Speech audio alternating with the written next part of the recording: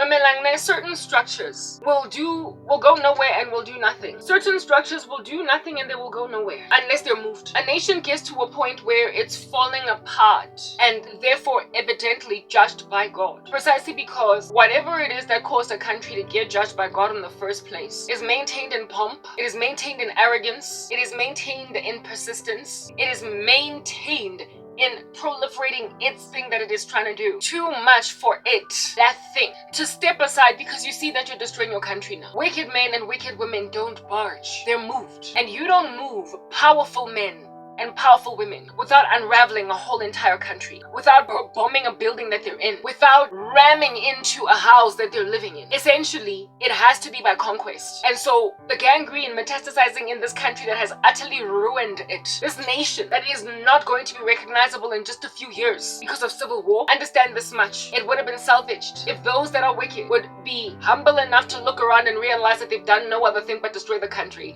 But you tell me when you've ever had a tyrant, a dictator, a despot willing to step down of his own volition. You tell me when that has ever happened in history, when he still has what he imagines to be a fortified army around him, when he still has resources to stay in power.